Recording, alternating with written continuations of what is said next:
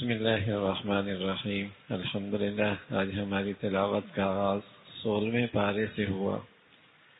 حضرت موسیٰ علیہ السلام حضرت حضرت کے ساتھ سفر میں ہے اور دوران سفر بہت ہی غیر معمولی واقعات پیش آئے۔ حضرت موسیٰ علیہ السلام نے حضرت خضر سے فرمایا کہ سوال کوئی نہیں کرنا۔ بار بار کی معذرت کے بعد ایک بستی پہنچے اور اس بستی میں مہمان تھے، مسافر تھے، بڑے بے مروت تھے بستی والے۔ کھانا کوئی نہیں دیا، ضرورت کوئی نہیں پوچھی۔ اس بستی سے باہر کی طرف نکلنے لگے تو ایک دیوار گرتی ہوئی نظر آئی۔ حضرت موسیٰ علیہ السلام نے خضر سے فرمایا چلو اس دیوار کو ٹھیک کرتے ہیں۔ گرتی دیوار کو کھڑا کرنا آسان نہیں ہوتا، مزدوری کر رہے ہیں دونوں ہی اللہ کے پیارے۔ حضرت موسیٰ علیہ السلام پھر بول پڑے احسان ہی کرنا تھا، کوئی بامروت لوگوں پر احسان کیا جاتا ہے، یہ تو اتنے بے مروت ہیں، مہمانوں کا مسافروں کا خیال ہی کوئی نہیں کیا۔ حضرت خضر علیہ السلام نے فرمایا اب ہماری تمہاری جدائی ہے، لیکن جدائی سے پہلے ہم تمہیں بتاتے چلیں، جہاں تک مسئلہ کشتی کا تھا تو وہ کشتی غریب لوگوں کی تھی، آگے ایک ظالم بادشاہ تھا، جو کشتی بھی سلامت ہوتی وہ اسے غصب کر لیتا، چھین لیتا۔ میں نے اس کشتی کو عیبدار بنا دیا تاکہ ان کی مزدوری کا سلسلہ چلتا رہے۔ جہاں تک تعلق اس بچے کے قتل کا ہے تو اللہ رب العزت نے قرآن کی آیت میں بتا دیا کہ وہ بھی مسئلہ یہ تھا۔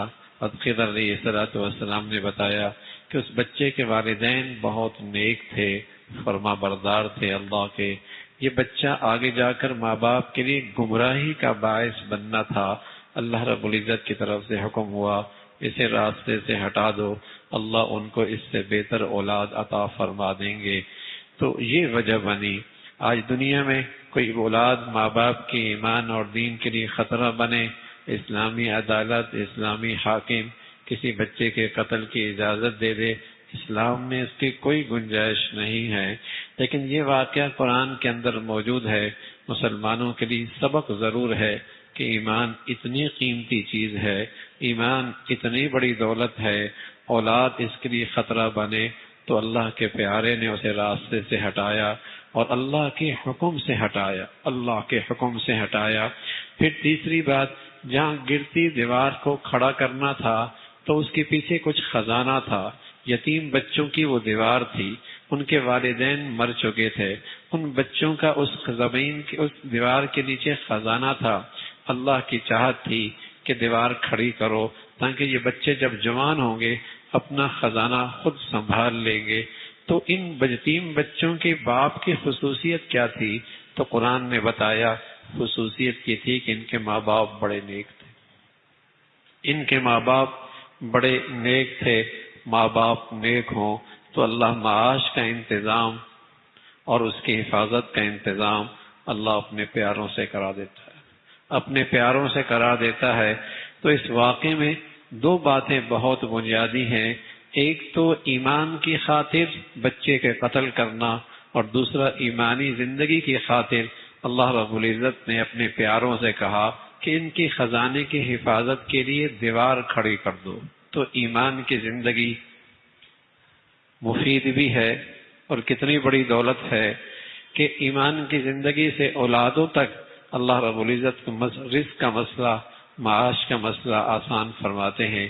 پھر ذوالقرنین بادشاہ کا تذکرہ ہے، اللہ کا نیک بندہ تھا، اللہ کا فرما بردار تھا، مخلوق خدا کی بڑی خدمت کرتا تھا، اللہ کے حق کے اندر بھی کوتاہی نہیں کرتا تھا۔ مشرق سے مغرب اس کے اسفار ہوتے تھے۔ ایک بستی کے پاس گزرا، ایک علاقے سے اس کا گزر ہوا جہاں یاجوج ماجوج آ کر اور بستی کو بار بار پریشان اور وہاں فساد مچایا کرتے تھے۔ بستی والے نے اس حاکم سے کہا کوئی ہمارے لیے دیوار کھڑی کر دیں تاکہ ہمیشہ کے لیے اس یاجوج ماجوج کی شرارتوں سے ہم محفوظ ہو جائیں۔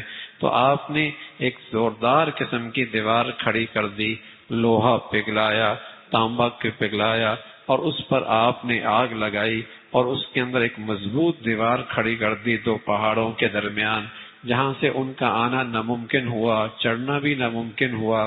یہ سارا خدمت کی اور یہ سارا اپنا ہنر دکھایا، لیکن ساتھ بھی کہا یہ سب میری اللہ کی مہربانی ہے، یہ سب میرا اللہ کی مہربانی ہے۔ اللہ کے فرما بردار کی سب سے بڑی نشانی ہوتی ہے وہ متواضع ہوتا ہے، وہ تواضع کرنے والا ہوتا ہے، اس کے اندر تکبر اور غرور نہیں ہوتا، بلکہ وہ اپنی ہر خوبی کو اللہ کا فضل سمجھتا ہے، اللہ کی عطا سمجھتا ہے، اللہ کی مہربانی سمجھتا ہے۔ پھر اللہ رب العزت نے ان لوگوں کا تذکرہ فرمایا جو مرنے کے بعد کی زندگی پر ایمان نہیں لاتے تو کل قیامت میں ان کی نیکیوں کا کوئی وزن نہیں ہونا، ان کی نیکیوں کا کوئی وزن نہیں ہونا۔ اتنے لوگ ہیں بس اوقات تھکتے ہیں، محنتیں کرتے ہیں، لیکن ان کا ثمرہ آخرت میں کوئی نہیں، اس لیے کہ ایمان کوئی نہیں، اس لیے کہ نبی کی زندگی کوئی نہیں، اس لیے انہیں کچھ بھی حاصل نہیں ہوتا۔ پھر اللہ کے نبی صلی اللہ علیہ وسلم نے اپنا مختصر سے تعارف کرایا، میں ایک انسان ضرور ہوں لیکن میری خصوصیت ہے کہ اللہ نے میرے پر نبوت کا تاج رکھا ہے، اللہ کی طرف سے میرے پر وحی اور پیغام آتا ہے، اس کا تذکرہ فرمایا۔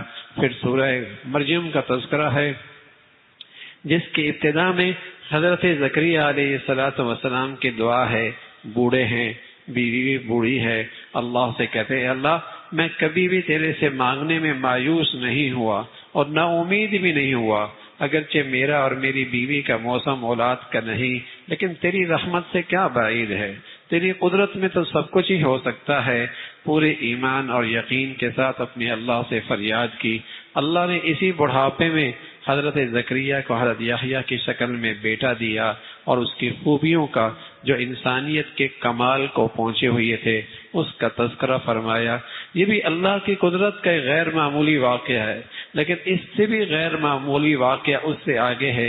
حضرت مریم علیہ السلام ہیں، نہانے کے لیے ایک کونے پہ تشریف لے گئیں، اتنے میں جبرائیل امین آیا اور انسانی شکل میں آئے، نیک پارسا خاتون تھی، جب ایک انسان کو اپنے سامنے دیکھا گھبرا گئی اور اس کو اللہ کا واسطہ دینے لگی، کہنے لگی ہٹ جا مجھ سے، میرے قریب نہ آ، اس لیے کہ ایک نیک اور پارسا عورت ایک اجنبی مرد کو اپنے سامنے دیکھ لے تو پارسا نیک خواتین تو گھبرا ہی جایا کرتی ہیں۔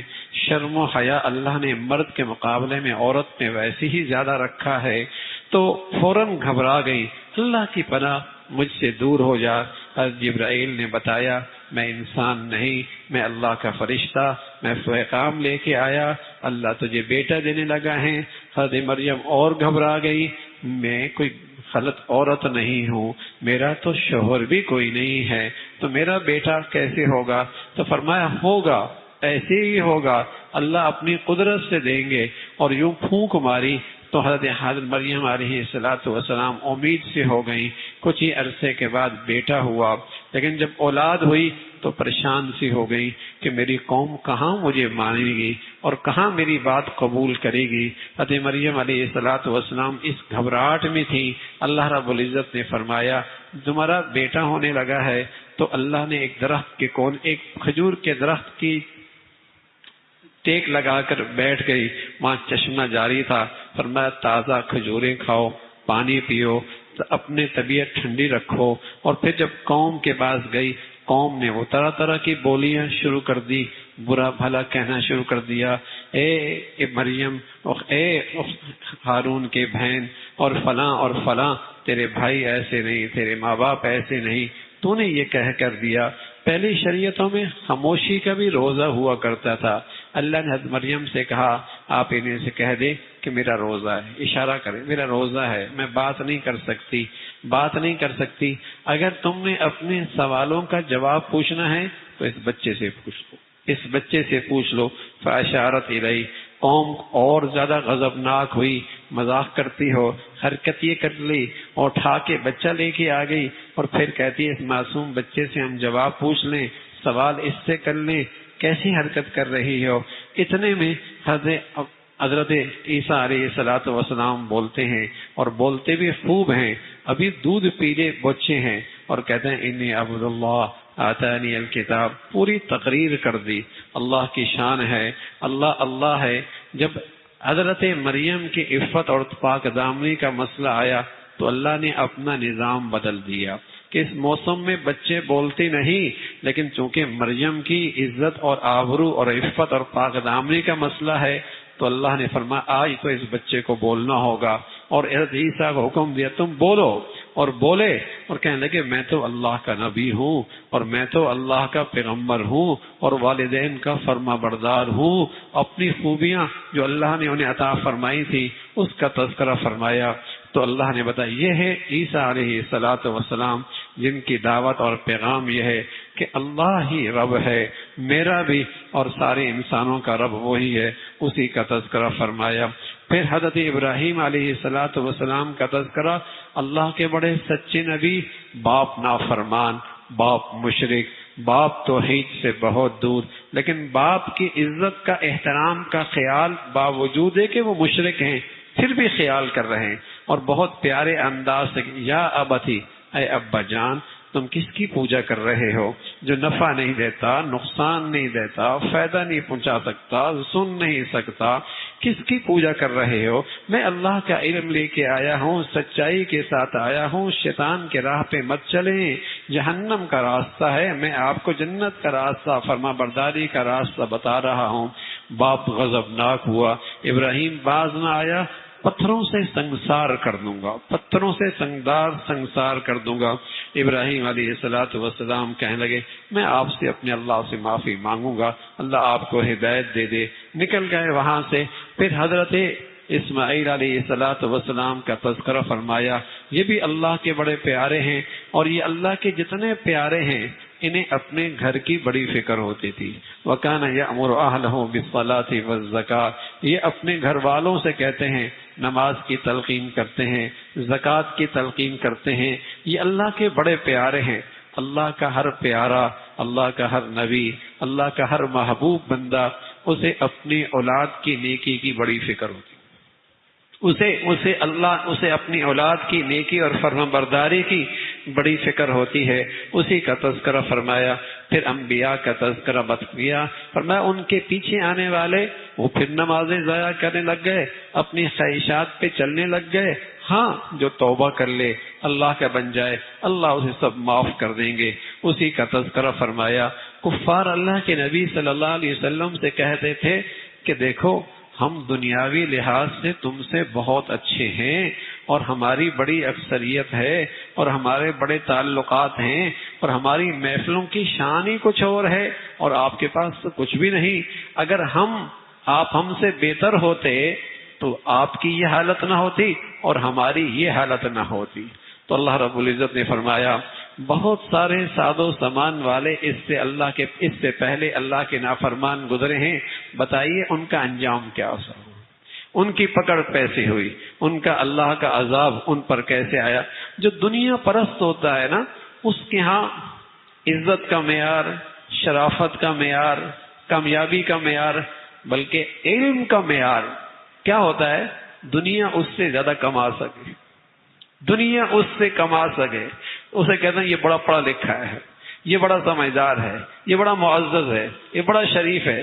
دنیا پرستوں کے ہاں یہ معیار ہے اچھائی کا، کامیابی کا، علم کا، سمجھ بوجھ کا، لیکن دین کے اندر علم کا معیار کیا ہے، شرافت کا معیار کیا ہے، عزت کا معیار کیا ہے، کامیابی کا معیار کیا ہے، سمجھ بوجھ کا معیار یہ ہے جو اللہ کو زیادہ جانتا ہو، جو اللہ کے حکموں کو زیادہ جانتا ہو، جو اللہ کا فرما بردار زیادہ ہو، جس کی زندگی میں اللہ کی نیکی زیادہ ہو، جو اللہ کا پرہیزگار زیادہ ہو۔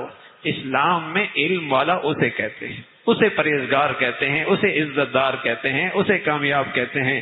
تو مشرک بھی کہا کرتے تھے شاہانہ زندگی ہماری ہے، تمہارے گھر میں فاقے ہیں، اگر اللہ ہم سے راضی نہیں تو یہ حالت ہماری نہ ہوتی، اور تم سے راضی تمہاری یہ حالت نہ ہوتی۔ تو اللہ رب العزت نے بناوا ہے ماضی کے اندر بھی کتنے ہی مال و دولت والے اور خوشحال زندگی والے، لیکن اللہ کی نافرمان، تو ان کا انجام کیسا ہوا، ان کا انجام کیسا ہوا، اسی کا تذکرہ فرمایا۔ پھر آخرت کا تذکرہ، اور آخرت میں اللہ کی دشمنوں کی پکڑ اور ان کی رسوائی اور ذلت، اس کا منظرنامہ ہے۔ پھر ایمان والوں کا تذکرہ فرمایا جو ایمان کی زندگی لے کے آئے گا دنیا میں ایک انعام دوں گا، دنیا میں ایک انعام دوں گا، کیا؟ سلیم الفطرت لوگوں کے دلوں میں اس کی محبت اور عزت ڈال دوں گا، سلیم الفطرت لوگوں کے دلوں میں اس کی محبت اور عزت ڈال دوں گا. یہ دنیا میں ایمانی زندگی کا انعام اللہ عطا فرما دیں گے. اس کا تذکرہ فرمایا. پھر سورہ طٰہٰ ہے، قرآن اترا ہے، اللہ کے نبی کا قیام بڑھ گیا، راتوں کی عبادت بڑھ گئی، مشقت بڑھ گئی. آپ کو تسلی دی گئی اتنی مشقت بھی نہ اٹھائیں، اتنا بھی اپنے اوپر بوجھ نہ رکھیں. اس کا تذکرہ ہے. پھر حضرت موسیٰ علیہ السلام کا تذکرہ. اللہ نے انہیں نبوت دی، اور نبوت کا انداز یہ تھا کہ سفر میں تھے، بیوی امید سے تھی، دور سردی کا موسم تھا، دور آگ نظر آئی، روشنی نظر آئی. وہاں گئے کہ شاید کوئی آگ مل جائے. سفر ہے، بیوی سردی کا موسم ہے، بیوی امید سے ہیں کچھ آگ جلائیں گے، کچھ تپش حاصل کریں گے. جب وہاں پہنچے تو وہ آگ نہیں تھی، اس وادی میں تو اللہ کا نور تھا، وہاں تو اللہ کا نور تھا. تو حضرت موسیٰ علیہ السلام گئے تھے آگ لینے. اللہ نے نبوت دے دی، اور نبوت بھی دی اور ساتھ 2 معجزے بھی دیے. ایک معجزہ یہ دیا کہ لاٹھی پھینکے تو اژدھا بن جاتا تھا، اپنے بغل سے ہاتھ نکالتے تو چمکنے لگتا تھا. اور اللہ رب العزت نے فرمایا میرے یہ دونوں معجزے، دنیا میں سب سے بڑا سرکش آدمی فرعون، اس کے پاس جاؤ اور اسے میرا پیغام سناؤ. موسیٰ علیہ السلام اللہ سے دعا کرنے لگے، اللہ آپ کی حکم کی تعمیل میری دعا ہے، میری زبان کے اندر فصاحت پیدا کیجئے اور میری زبان کے اندر تاثیر پیدا کیجئے. اور میرا بھائی ہے نا ہارون، اس کو بھی میرا ساتھی بنا دیجئے. ہم جب دونوں ہوں گے تیری حمد و ثنا کریں گے، تیری تعریف کریں گے اور ایک دوسرے کا سہارا بنیں گے. اس کا تذکرہ اللہ رب العزت نے فرمایا موسیٰ تیری پیدائش کے اندر بھی ہم نے تیری بڑی مدد کی تھی، جب ساری دنیا تجھے قتل کرنے کے درپے تھی اور ہم نے تجھے بچایا تھا. اور تیری ماں نے صندوق میں ڈال دیا تھا اور دشمن کے ہاتھ میں وہ صندوق بھی چلا گیا تھا، لیکن ہم نے تمہاری وہاں دشمنوں کے ہاتھ کے اندر بھی تیری حفاظت کی ہے. اب جا اس دشمن کے پاس، بڑا سرکش ہے، نرمی سے بات کرنا، نرمی سے بات کرنا. حضرت موسیٰ علیہ السلام فرمانے لگے اللہ بڑا ظالم ہے، بڑی درندگی کی زندگی اختیار کی ہوئی ہے. فرمایا ڈرے نہیں، میں دیکھ رہا ہوں کیا کرتا ہے، سن رہا ہوں کیا بولتا ہے، میں دیکھ رہا ہوں کیا کرتا ہے، سن رہا ہوں وہ کیا بولتا ہے. آپ جائیے. حضرت موسیٰ علیہ السلام کا تذکرہ. اور پھر موسیٰ علیہ السلام نے اسے اللہ کی طرف بلایا. اس نے جادوگر اکٹھے کر دیے، جادوگر مقابلے پہ آ گئے. موسیٰ علیہ السلام کا معجزہ سامنے، جادو ظاہر ہے، جادو معجزے کا مقابلہ کہاں کر سکتا تھا. اور وہ سارے کے سارے جادوگر ناواقف تھے، جانتے نہیں تھے کہ یہ نبی ہے اور یہ معجزہ ہے. مقابلے پہ تو آ گئے، لیکن جب اپنے ہار دیکھی تو سچائی سامنے آ گئی. فوراً موسیٰ علیہ السلام پر ایمان لے آئے اور اپنے اس ہنر سے دستبردار ہو گئے اور ایمان لے آئے. فرعون چیخا چلایا، کہنے لگا تم سب ایک ہو، یہ سب تمہاری سازش ہے، تم چاہتے ہو اقتدار پہ قبضہ کرنا، جانتے ہو اس کی سزا کیا ہوگی، سولی پہ لٹکا دوں گا اور عبرت کا نشان بنا دوں گا. جادوگروں کو اللہ نے ایسا ایمان دیا، کہنے لگا سب کچھ کر لے، کیا کر سکتا ہے، ہم تو اپنے اللہ کے پاس لوٹ کے جائیں گے نا، اپنے اللہ کے پاس لوٹ کے جائیں گے. اور اب تک جو غلطی ہو گئی اللہ معاف فرما دیں گے، اللہ معاف فرما دیں گے. موسیٰ علیہ السلام کا تذکرہ ہے. اپنی قوم کو لے کر نکلے، دشمن پیچھے پیچھے. اللہ رب العزت نے اپنے پیاروں کو، اللہ نے سمندر کے اندر، دریا کے اندر سے نجات دے دی. انہی لہروں کو اس کے دشمن کی ہلاکت کا سامان بنایا.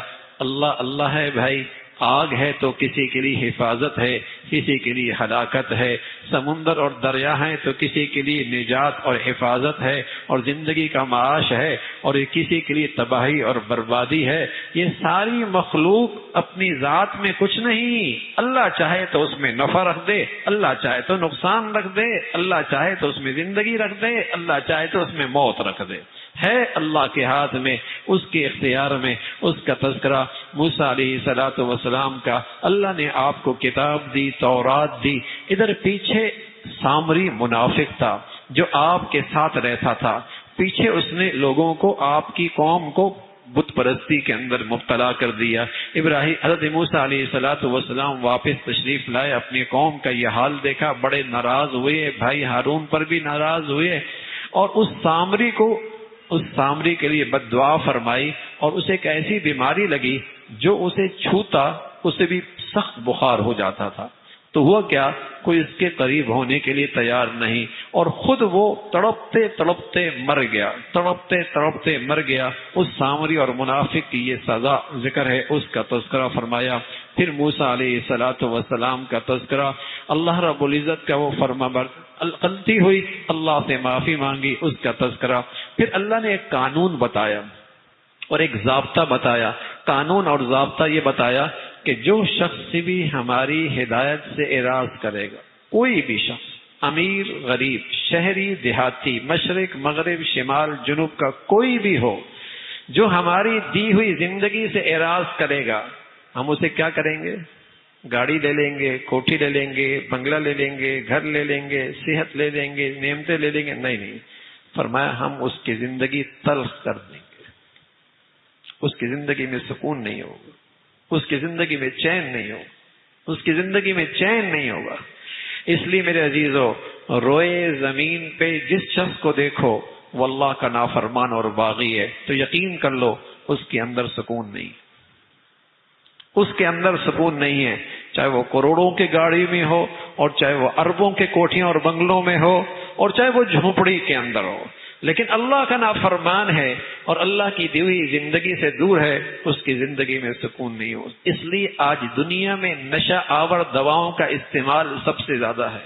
اس لیے آج دنیا میں خودکشیاں ہر آئے روز بڑھتی چلی جا رہی ہیں. اس لیے آج دنیا میں ہر دوسرے گھر میں دنیا میں آج طلاق اور خلع کی کہانیاں ہیں. کیوں؟ زندگی میں سکون نہیں. اور دنیا آج ترقی کے اس انتہا کو پہنچی ہے, اور انسان کے راحت و آرام کے وہ نقشے ہیں شاید انسان کے تصور میں بھی نہیں تھا, لیکن جتنا انسان آج بھی سکون پہلے کبھی نہیں تھا. تو اللہ کا قرآن کہہ رہا ہے اگر تم قرآنی زندگی سے اعراض کرو گے اللہ تمہاری زندگی تلخ کر دے گا. یہ دنیا میں ہوگا, آخرت میں اندھے اٹھائے جاؤ گے. وہ کہیں گے اللہ ہماری تو بینا تھے دنیا میں. فرمایا تم دنیا میں ہمارے حکموں سے اندھے بنے رہے, آج ہم نے تمہیں اپنی رحمت سے دور کر دیا. پھر اللہ رب العزت نے اپنے پیغمبر سے کہا جو بھی آپ کو پریشان کرے آپ اللہ کی حمد و ثنا کریں. آپ دنیا والوں کی چمکتی دمکتی دنیا کو نہ دیکھیں, نظریں اٹھا کے بھی نہ دیکھیں, اس لیے کہ جو اللہ کے پاس ہے نا اس دنیا کے چمک دمک سے بہت بہتر ہے. آپ بھی اپنے گھر والوں کو نماز کی تلقین کریں. اللہ کے نبی سے کہا گیا, حقیقت میں امت کو سبق دیا گیا, آپ بھی اپنی اولادوں کو نماز کی نیکی کی تلقین کریں. اور یہ بتایا کہ دیکھو یہ سب کچھ ہم نے اس لیے بھیجا, کتاب بھیجی, رسالت بھیجی, تاکہ کل کوئی یہ نہ کہے ہمارے پاس تو حق سچ نہیں تھا, ہمارے پاس تو اللہ کا پیغام نہیں تھا, ہم نے حجت پوری کر دی. اب آپ بھی انتظار کریں, وہ لوگ بھی انتظار کریں, پھر دیکھیں کیا نتیجہ آتا ہے. بہت جلد ایسا ہے کہ فیصلہ ہونے والا ہے. اللہ عمل کی توفیق نصیب فرمائے.